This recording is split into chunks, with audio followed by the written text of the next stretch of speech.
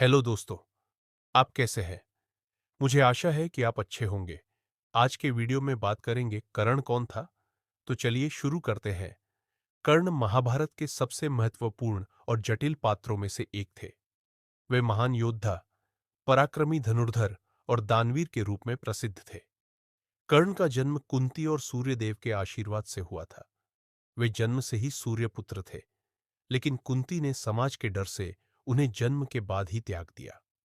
उनका पालन पोषण एक सारथी अधिरथ और उनकी पत्नी राधा ने किया, इसलिए उन्हें सूतपुत्र कहा जाता था।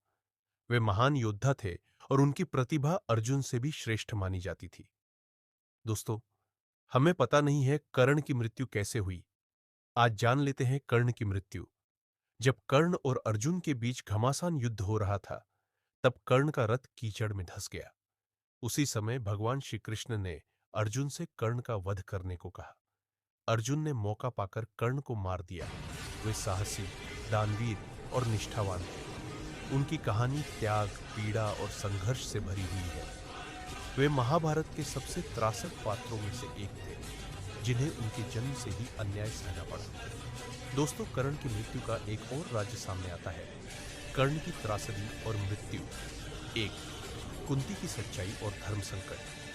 महाभारत युद्ध से पहले कुंती ने कर्ण से अनुरोध किया कि वे अपने भाइयों का साथ दें, लेकिन कर्ण ने जवाब दिया कि मुझे हमेशा अपमानित किया गया।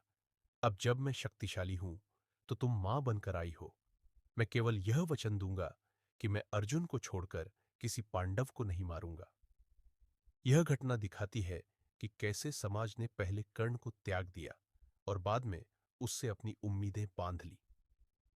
तो युद्ध के दौरान छल और अन्याय। अर्जुन और कर्ण के बीच हुए महायुद्ध में जब कर्ण का रथ कीचड़ में फंस गया, तो भगवान श्री कृष्ण ने अर्जुन से कहा कि वे कर्ण पर हमला करें। यह इस बात को दर्शाता है कि कभी-कभी प्रतिभाशाली व्यक्ति भी सामाजिक साजिशों और अन्याय का शिकार हो जाते हैं। दोस्तों, चलो अब जानते हैं कर्ण से मिलने वाली सीख। योग्यता को जाति, धर्म या परिवार से नहीं आंकना चाहिए। समाज में जो भी कर्ण जैसे प्रतिभाशाली व्यक्ति होते हैं, उन्हें मौका मिलना चाहिए, न कि उनका अपमान किया जाना चाहिए। सच्ची महानता जन्म से नहीं, कर्मों से निर्धारित होती है। कर्ण का जीवन हमें यह सिखाता है कि महान बनने के लिए उच्च कुल में जन्म लेना आवश्यक नहीं, बल्कि अपने कर्मों और मेहनत से व्यक्ति अपनी पहचान बना सकता है। समाज को प्रतिभा को सम्मान देना चाहिए। अगर समाज ने कर्ण की प्रतिभा को पहचान लिया होता, तो शायद वे धर्म के सही पक्ष में होते और पांडवों के साथ न्याय का समर्थन करते। दानवीरता और स्वाभिमान की रक्षा सबसे महत्वपूर्ण है। कर्ण ने कभी अपनी पहचान को लेकर हीन भावना नहीं रखी और अपनी दानवीरता से एक अलग पहचान बनाई।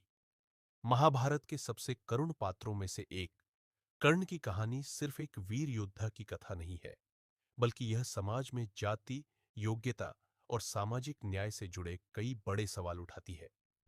कर्ण को उनकी प्रतिभा के बावजूद समाज में अपनाया नहीं गया, केवल इसलिए कि वे एक सूत पुत्र माने जाते थे।